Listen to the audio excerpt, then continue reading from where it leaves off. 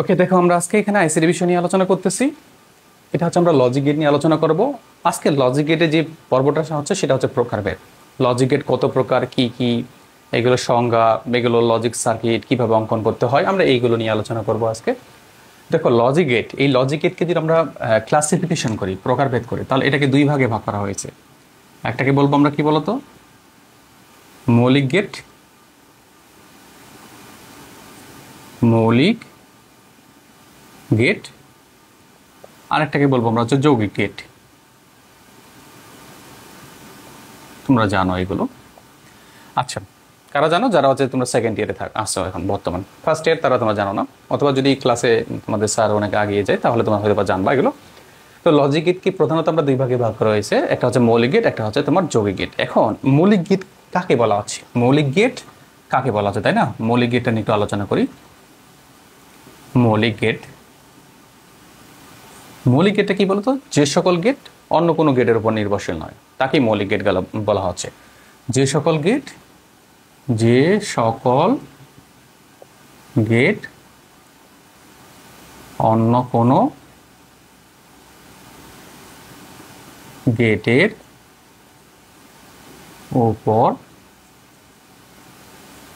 নির্ভরশীল নয় তাকে মৌলিক গেট বলে। আশা করি তোমরা বুঝতে পেরেছো। আমরা আর একটু পরে যাব, এইগুলো আমরা ব্যাখ্যা সহ দেখব যে মৌলিক গেটগুলো অন্য কোনো গেটের উপর নির্ভরশীল নয় তাকে মৌলিক গেট বলা হচ্ছে। আর যৌগিক গেট কি? যে সকল গেট মৌলিক গেটের উপর নির্ভরশীল, যে সকল গেট মৌলিক গেটের উপর নির্ভরশীল তাকে কি বলা হচ্ছে? যৌগিক গেট বলে। আশা করি তোমরা বুঝতে পেরেছো। তার মানে মৌলিক গেটটা আসলে অন্য কোনো গেটের উপর নির্ভরশীল নয়, আর যৌগিক গেটটা আসলে অন্য কোনো গেটের উপর নির্ভরশীল। অন্য কোনো গেট বলতে সেটা হচ্ছে মৌলিক গেটকেই বোঝানো হয়েছে।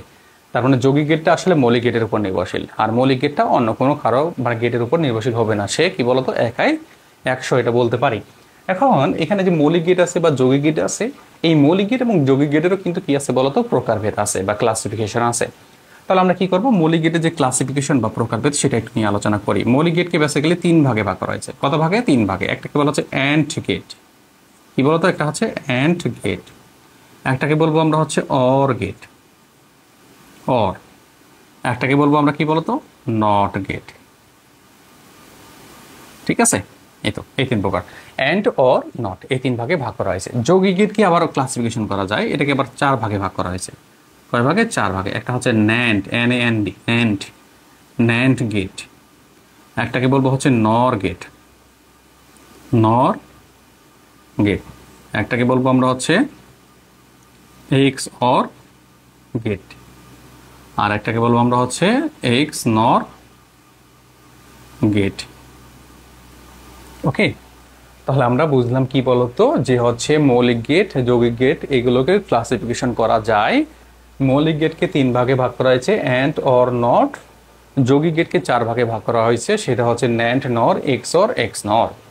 এখন আমরা এখানে আরো বিশেষ কিছু জিনিস দেখব, সেটা হচ্ছে যৌগিক গেট। বেসিক্যালি কি বলতো, যৌগিক গেট। এই যে যৌগিক গেট আছে না, যৌগিক গেটে যে কি আছে বলতো, ন্যান্ড গেট এবং হচ্ছে নর গেট। এই দুটাকে আর একটা স্পেশাল নাম দিয়ে প্রকাশ করা যেতে পারে।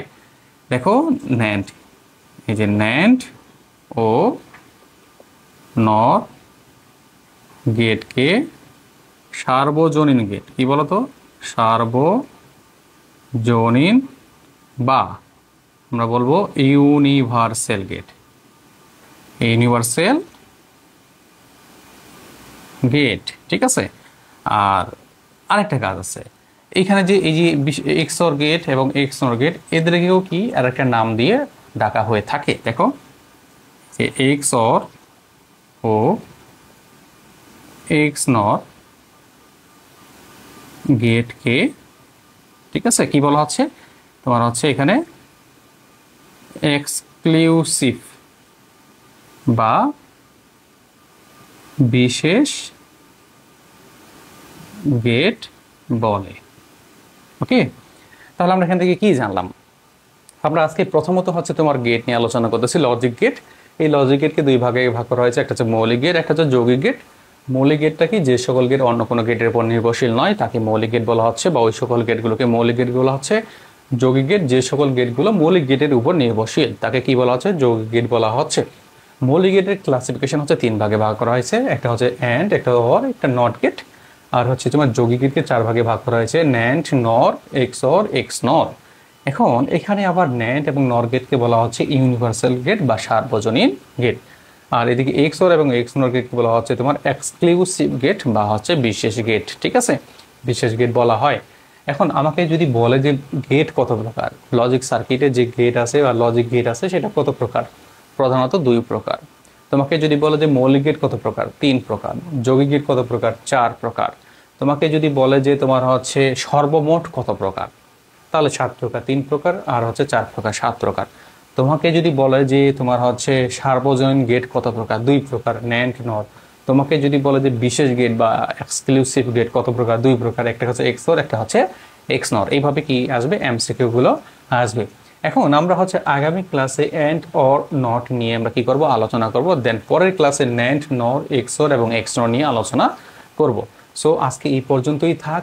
তো দেখা হবে আগামী ক্লাসে। ভালো থেকো, সুস্থ থেকো, আল্লাহ হাফেজ।